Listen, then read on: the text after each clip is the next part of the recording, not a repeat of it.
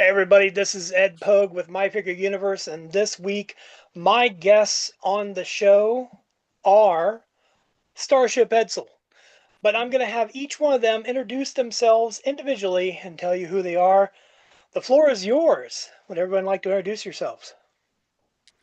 Yeah, hi. My name is Anthony LeBlanc, and I'm the director and executive producer of the show.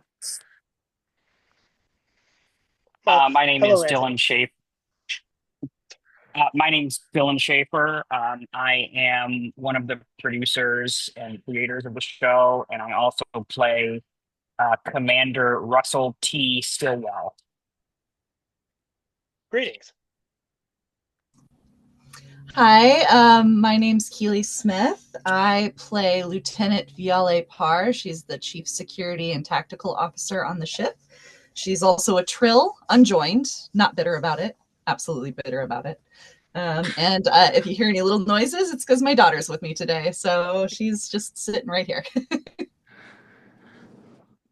Hi, I'm Bernadette Santos-Schwegel. I play Cadet Cornelia Hardstone, who is apparently a genius with an attitude. Also, just to be clear, Keely's daughter is technically also a character in the show.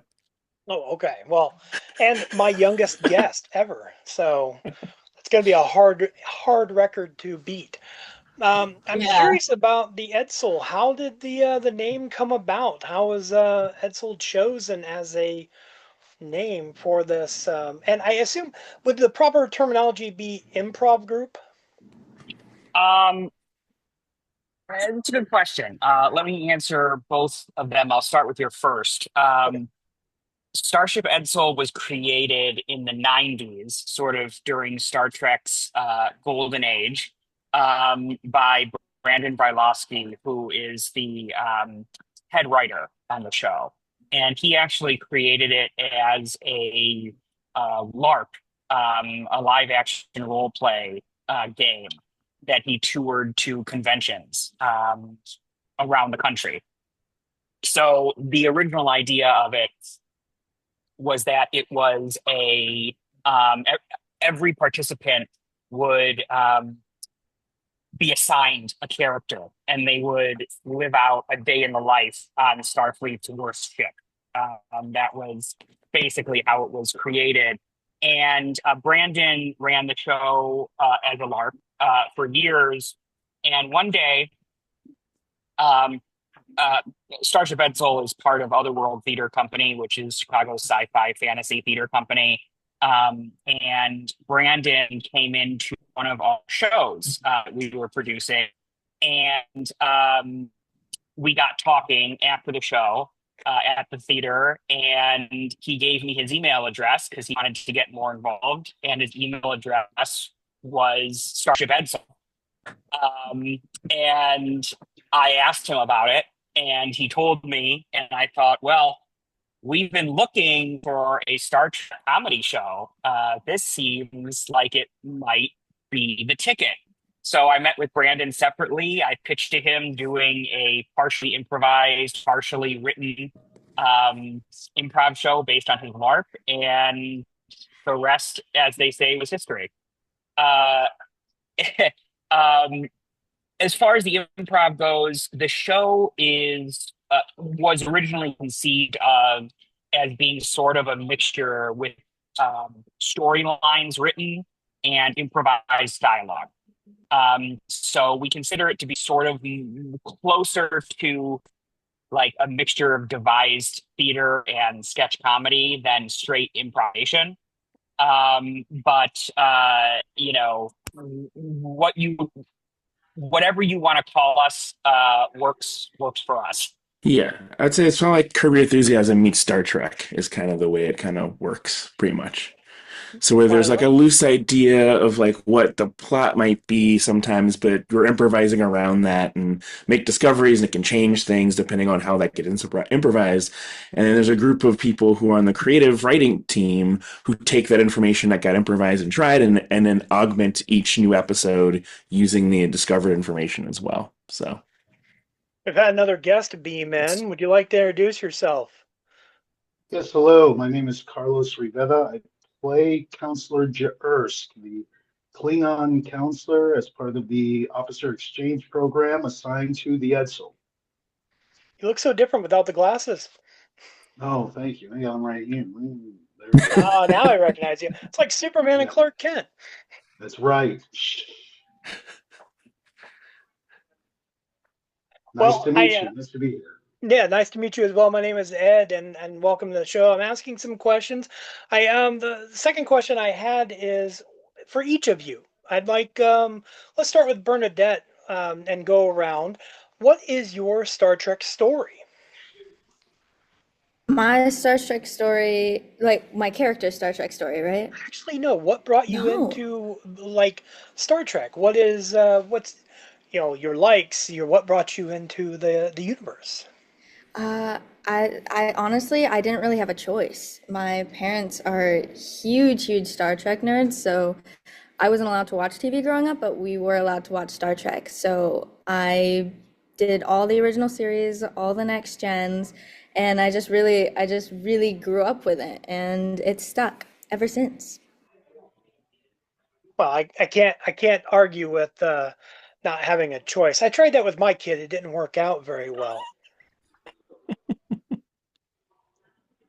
And how about you, Keely?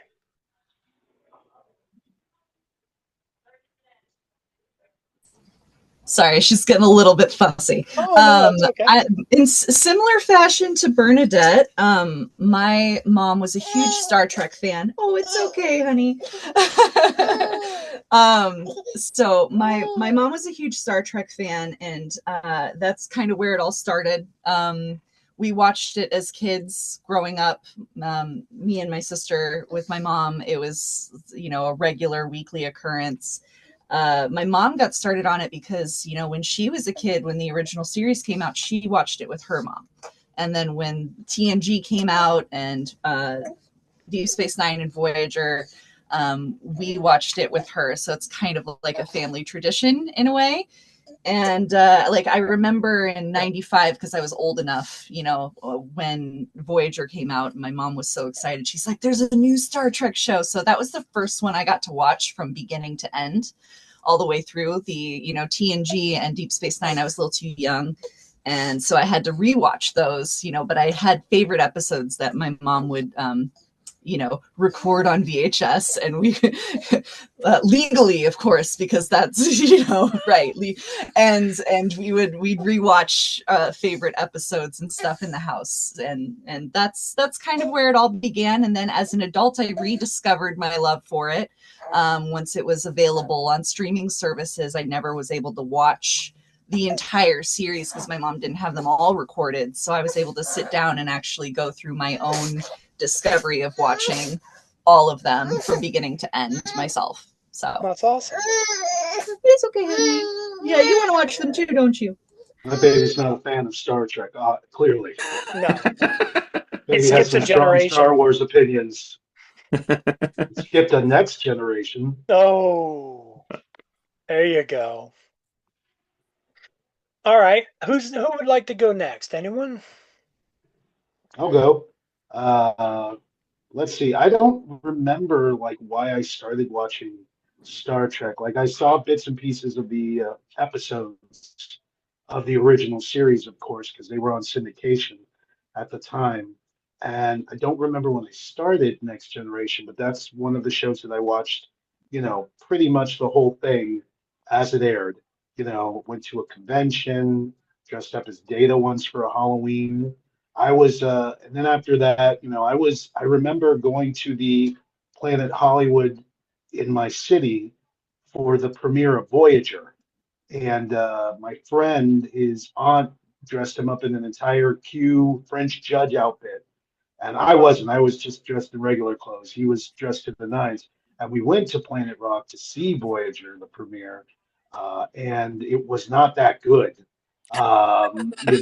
Wasn't a big fan of the first season or two. They've grown on me though. Voyager's actually one of those shows that's like comfort food. I really enjoy just chilling with that crew. Saw DS9 as well from top to bottom, beginning to end. And most of the Trek shows, the first season, DS9 kind of started pretty strong. And the other two, weak first season and a half, but they found their way. Went all the way through to Enterprise, and like it got good near the end. But yeah, you know what I like about Trek? I like that everyone there has a job that they're really good at and enjoy. And that's like my biggest pull. It's not necessarily the space stuff. It's not any of that. It is that, hey, they all look like they're having fun with their jobs. I hope I have a job that I really enjoy doing and I'm really good at, more than anything else. Well, that's a really good way of putting it. I like that. I never thought of it like they were all having fun. Yeah. I'm probably going to look at it more that way now. They're all excellent at what they do. Yeah, good point. They have job security, which is part of that utopian future. You don't need money, but job security. Something to contribute. Anthony, would you like to tell us your Star Trek story? Yeah, so for me, it was so neither of my parents were into it, but I mean, the very first thing I ever watched of Star Trek actually was the animated series because I was an avid Nickelodeon watcher, and for a while Nickelodeon would show it in the afternoons, is like pre them having like Clarissa Explains It All and that kind of stuff. They'd always show stuff from other places. So the first time I ever saw Star Trek was that way. So I remember then my brother was a big nerd, and we started watching Doctor Who together in the afternoon. And so whenever Next Generation came out as a show, we actually, as a family in our hometown, it was something that came on after the news. It wasn't in the afternoon.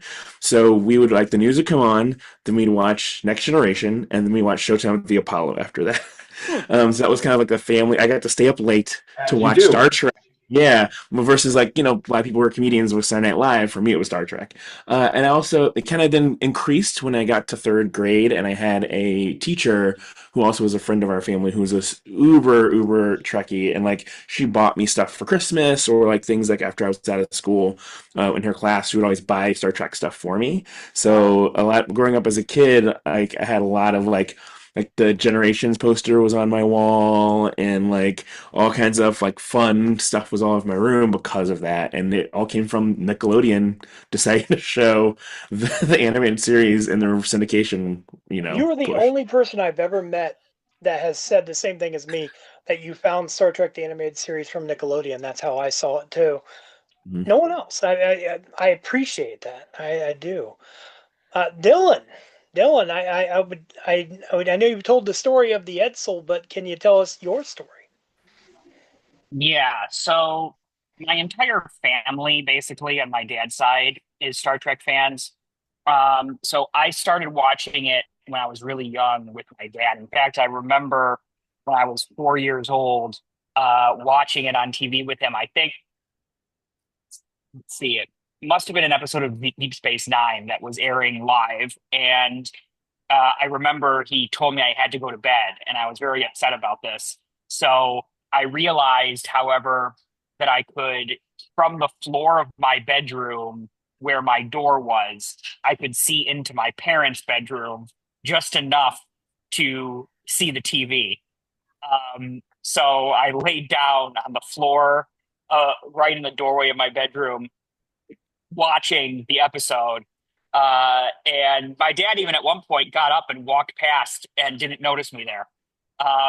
So it started very young for me. My grandma is a big Star Trek fan, and I often tell people that she had the entire original series on Betamax Wow. tapes, and she was one of those people who thought that the Betamax quality was better than VHS, so she didn't switch to VHS until like she absolutely had to. And actually, by then, I think DVDs were out, so she switched. I think she went right from Betamax to DVD. And I would borrow those beta tapes from her and watch them at home. And then similarly, I was watching The Next Generation on syndication. We had a house. I grew up in Detroit, and we had a vacation house up in northern Michigan. Um, and we had a recorded VHS tape up there that I don't know if any of the rest of you remember this, but there was a TV special that aired right before All Good Things. That was I the remember. top five. Yeah, the top Yep. five Next Generation episodes hosted by Jonathan Frakes. Yeah. So we had that on a VHS tape recorded, and it was just one of the things we would always watch when we went up to our house up north. So, I grew up with it. My dad got me into the action figures and the models, and so I started building the models. I had a ton of action figures. I had the Bridge playset, Lucky. and I I had the Bridge playset, the main engineering playset, the transporter room playset. Um, I think I had every ship that Playmates made. I had like every Playmates, toy ship. Um, and it actually is kind of what got me into theater and acting, because I would, with my friends, pretend like we were doing episodes of Star Trek, in my living room. I would set it up like the Bridge, and the TV would be the view screen. And I just really enjoyed it. And that got me into, sort of that kind of playing pretend, both with my friends and then with the action figures and the play sets. Got me more and more into theater. And that's kind of how I ended up going that route. Wow. I sound like I want to go over to your house in the past and play because you had all the cool toys. I still have them. Oh, I have all of mine too. I just didn't have those. Okay, We now. still have ours too. Oh, My sister was even a bigger Star Trek fan than me, because she was a couple years older, and she was the one that wanted the toys like for Christmas and stuff. So we had the transporter set, we had the Bridge set, like Dylan was saying. We played with those too as kids, and we had our own phasers and tricorders and all that stuff. And we had several of the ships too. We had like a Romulan ship. I think we had a Klingon ship too. And wow. my mom saved those because when, we would get older and not want things anymore, my mom was always like, you'll want to have these one day. One day That's you'll a want good them parent. back. You don't hear And that she very always held Yeah. on to everything. I still have my Teddy Ruxpin because she's got it somewhere. Well, my wife is going to be jealous of that. Also You have a said Teddy Dylan's. Ruxpin? You have a Also, brother that's Dylan's. seen it yet? Also, Dylan's grandmother, 100% correct. Betamax for the Go win. back to the Teddy Ruxpin. Yeah. Teddy Ruxpin, man. Okay. Now most of the you have mentioned before a little bit that it's partly improv, partly scripted with what you do on stage. The improvisation, the improv part. Has there ever been a suggestion from the crowd that has been so wrong or difficult for you to figure out a way to work in? Um, I'd love to hear. I see Bernadette freaking out, and I think that's because she couldn't figure out how phasers worked last week. No, that wasn't an audience suggestion. That was, we're not going to talk about it. But what I was shaking my head to was when we did, what was it? We were doing a convention of some sort that was like, I don't remember, but it wasn't Fan Expo, it wasn't C2E2, but we were doing something else.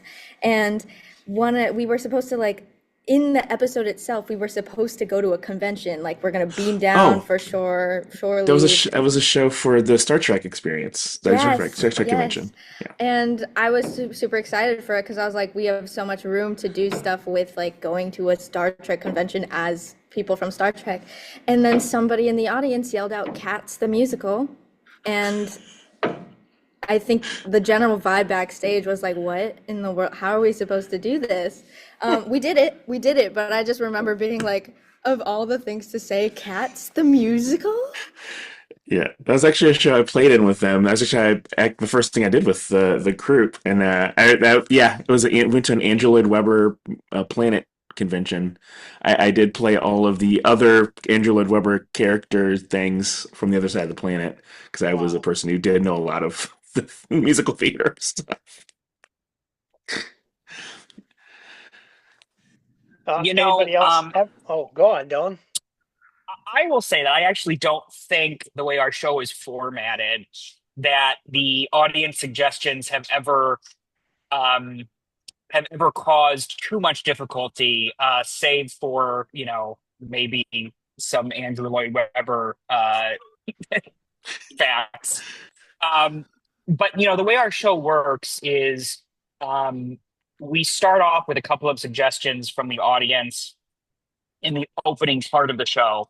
And those are suggestions that usually work their way into like the B plot of the show, or they show up in some form, but they don't really influence the overall story that's been created. So, for example, we had in a show a couple of weeks ago, the audience suggestion was crows, like, the bird crows. And so the crows manifested themselves in a way that they were sort of ever present in the episode, causing noise and ruckus at inopportune times. And it added to the comedy of the show, but it didn't change the overall story that we were telling. Hmm. Anyone else? Before I throw in the next question. It's like a garnish. It was like the crows were like a garnish on Mhm. the meal that was the show. And and that's a little bit of the thing that will change sometimes from episode to episode, depending on who was the person who created that the structure for that episode. So, some folks will make it where it is a smaller thing through it. Some people will make it a larger function. Like, for example, in an upcoming show, we have Carlos is also one of the people who helps create some of the plot lines for his next show. An entire section of the show is going to be influenced by potentially by the suggestion, with the idea of like, what's a task that you don't like doing at work or something like that in your life that can become a Kobayashi Maru style thing.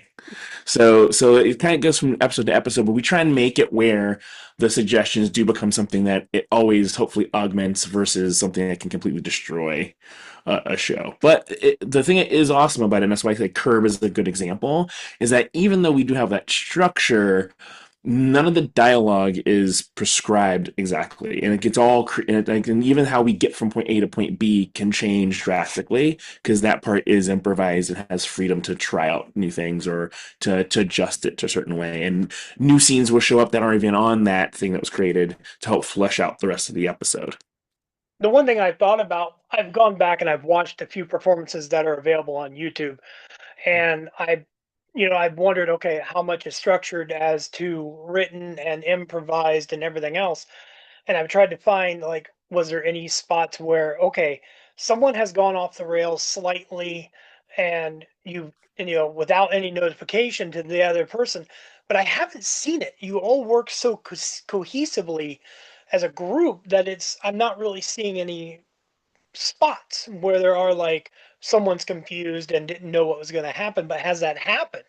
Has there ever been someone that's gone off the rails slightly and you just really picked up from it?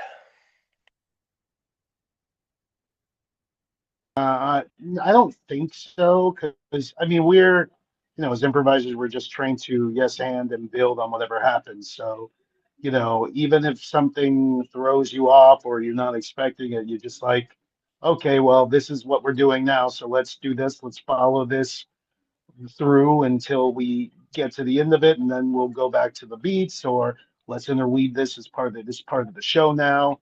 So I don't think it's really thrown us off. Maybe like for a second, but then we recover quickly and adapt to it. We adapt like the Borg. And you do really well. Borg would be great improvisers. And you all do really well. Everyone is so amazing. Um, I do want to ask: has there ever been a favorite story? Is there one that has, like, that you have enjoyed doing so much? Perhaps you even revisited it.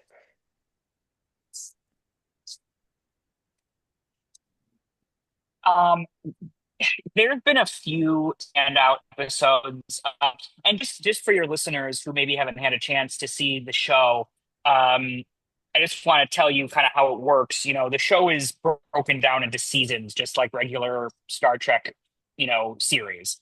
and every season there's some kind of story arc. Um, and so the story arc typically is a season long arc, and then there are other mini arcs within that that are character based or whatever they might be. And the show structure has changed a bit throughout the 3 seasons. So we started.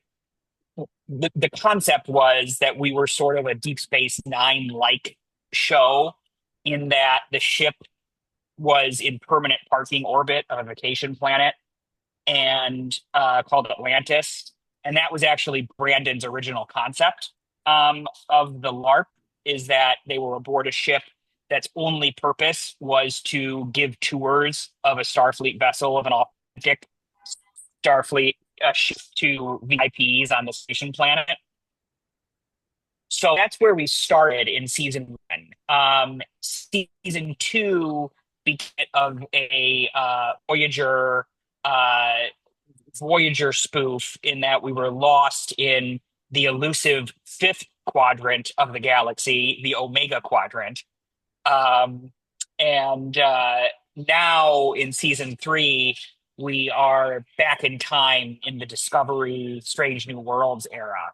So all of the plots, and I can let name Carlos talk a bit more on this because you do the writing and I don't. But all of the plots are really designed to be carried through and have callbacks and have and develop as the show goes along. Mm-hmm. And part of the fun too is that we have, especially like this season, we're playing. So I just started working with them at the very end of season 2, and now working with the group for season 3.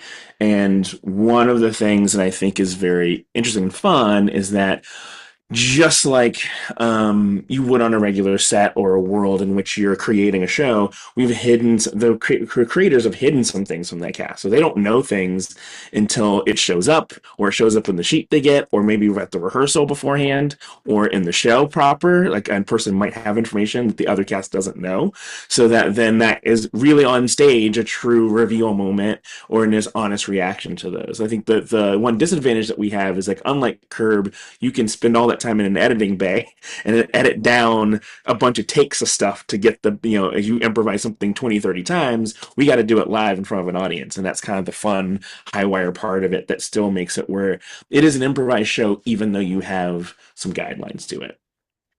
Okay. Bernadette, did you want to add too?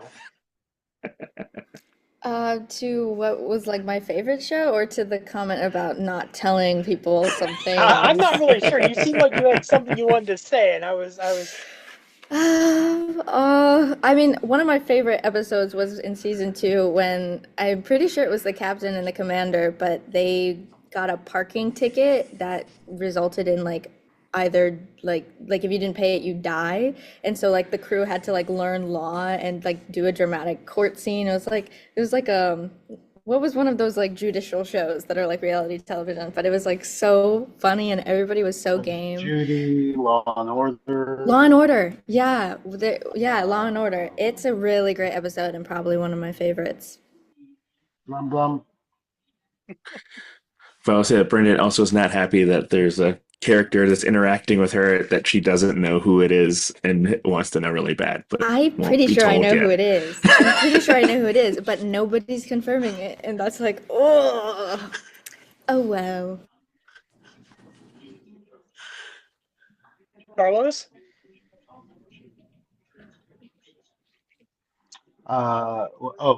Let's see. What was the question? Sorry. Do you have any favorite story that Hello? That... Did I lose you? No, we're here. We see you. Well, a running gag that I do is I just like to pick different flavors of gach from the replicator, and I just randomly pick a flavor. And my guy eats gach a lot. He's a gachaholic. I like it. Okay, so then I want to know, like, you have mentioned the theater that you perform at, but let's tell everybody where. Give us like say someone's in, Chicago, you're Chicago based, where Mhm. would they find you? So the place to find us would be at the Second City. We actually are doing Hole in our the wall. show. Hole in the Yeah, wall yeah, theater. tiny place. Nobody knows about it. Mom and I've You pop. heard of it. No. yeah, yeah. So we're at the Second City in the DeMott Theater every Sunday until the Sunday before uh, Thanksgiving. So for the month of October, our shows are at 6, and for the month of November, our shows are at 7:30. And you can get those tickets online. You can get those tickets in person. And then we also, for the folks who can't come to Chicago, who are far and away, we do stream the show as well on the Otherworld YouTube channel. So you can check out the show and also check out on cast episodes. You can kind of catch up on things. But the thing that also I think is awesome about our show is that, especially for the run now at Second City, we're trying to make sure that if you come to see the show and you've never seen the show before, there'll still be some awesome, fun things. You'll enjoy the improv. You'll get it. We're making sure that you can understand what's happening in the episode. But if you've watched the show more or you've come back multiple times, you'll have that added element of seeing the longer story happen and how it kind of develops over the course of the season. Okay, I love that. Keely, while you were gone, we were all plotting how to get you out of the broad. Oh, no, no, not really. No, we were wondering, do you have a favorite story that has been performed with Starship Edsel? Is there a favorite storyline? Oh, oh goodness, favorite storyline. Yeah, sorry, baby's fussy today. She's real fussy. She just got her DOC band like yesterday, and she's like not used to wearing it, and she's just inconsolable lately. So sorry, it took me a minute. No problem at all. Let's see. A favorite. Oh, goodness, what other ones has everyone shared already? Because I don't want to do repeats. You can Well, repeat. yeah, Yeah, I it's know. your favorite, Yeah.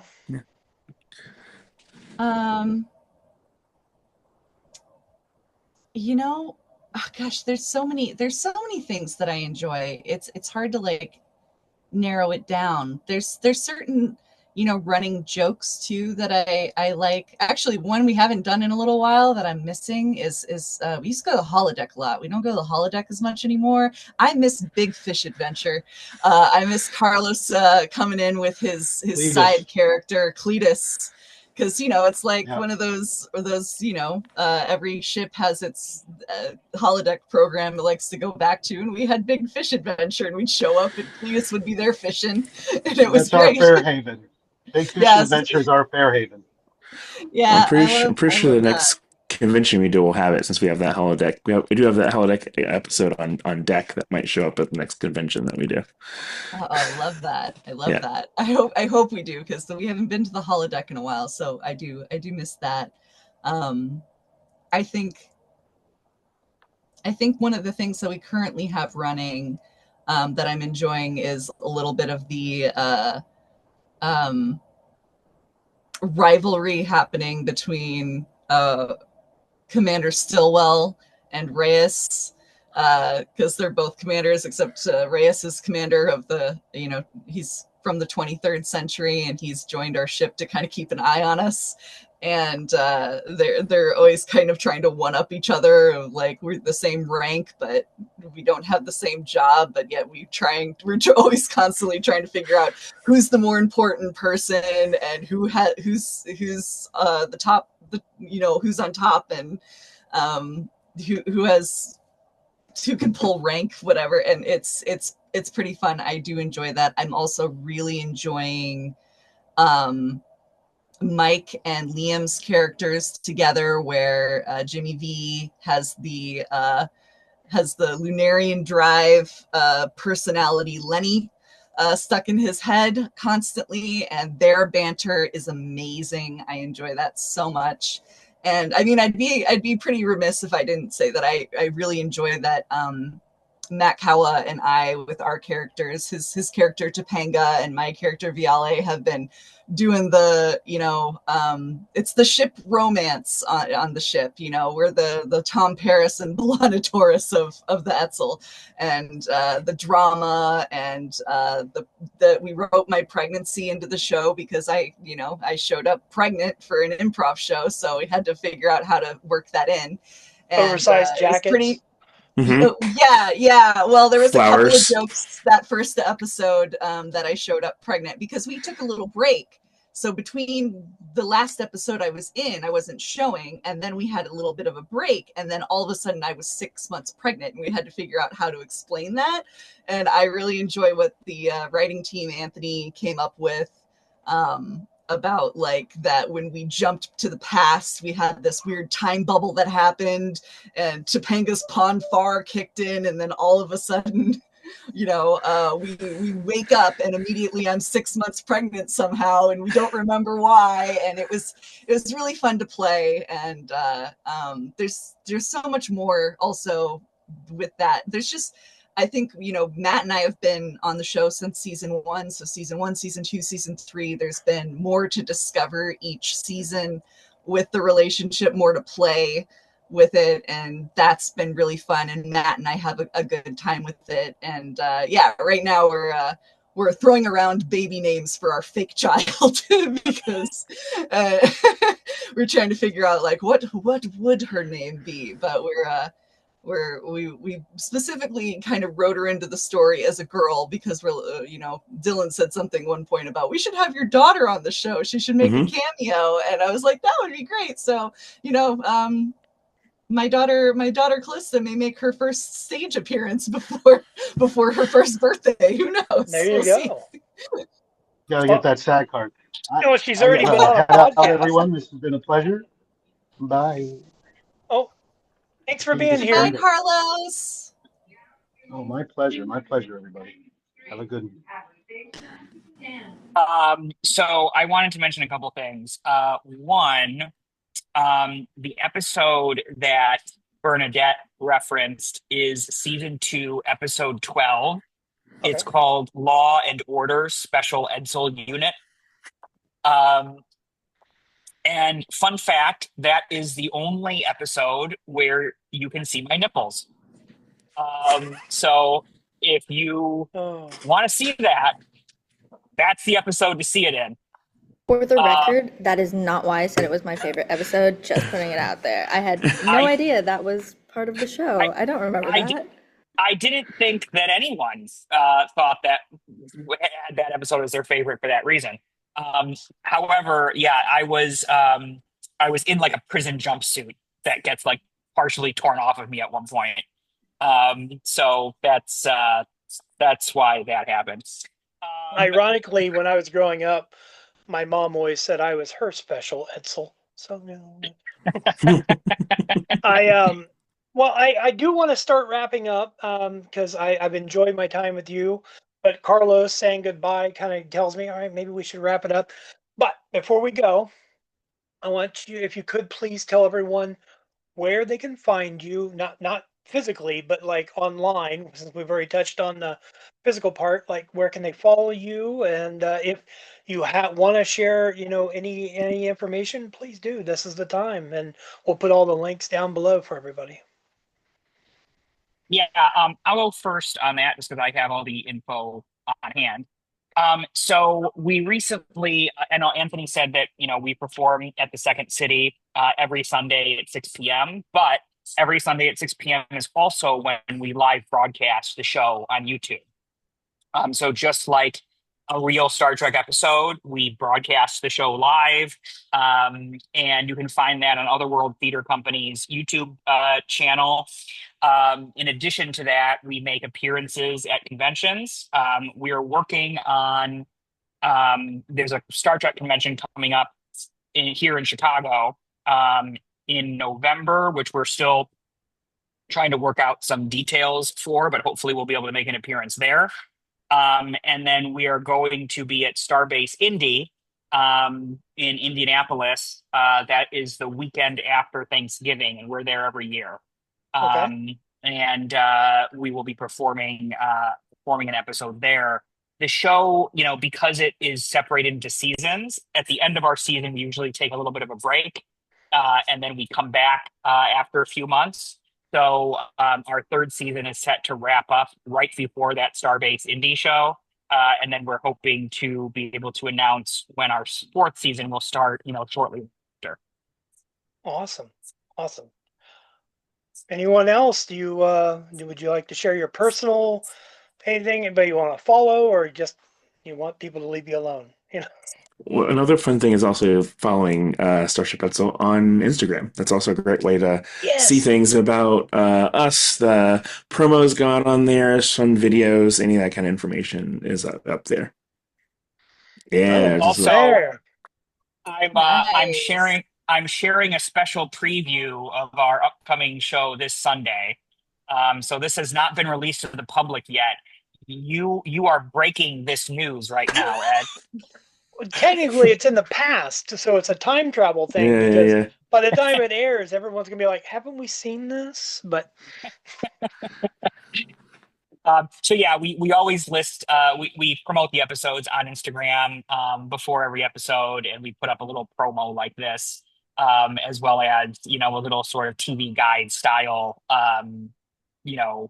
explanation for what the episode is going to be about. awesome. So yes, this is the upcoming episode, and we've got several more episodes before we wrap up right before Thanksgiving. So hopefully, if you've got audience in Chicago, we'd love to see you there. Also message us if you need a discount for tickets because we have special discounts. But if you can't make it in person, it is free to watch online, and we, would love to have Star Trek fans from across the world tuning in. Oh, agreed. I think everyone should really follow you. It's a wonderful show. Like he says, if you're in Chicago, go see you. I know people in Chicago. I'm gonna tell my family. I know they're gonna be watching.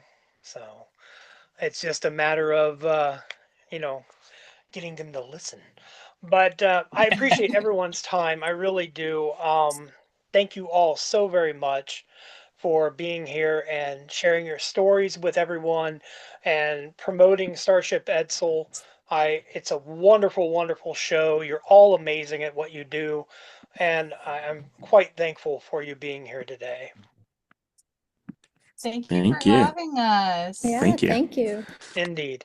And like I said, everyone, please go give them a follow.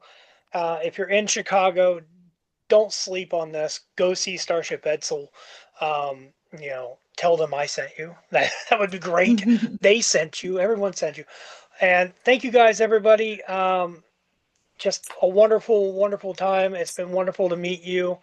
And, live long and prosper. Live long and prosper.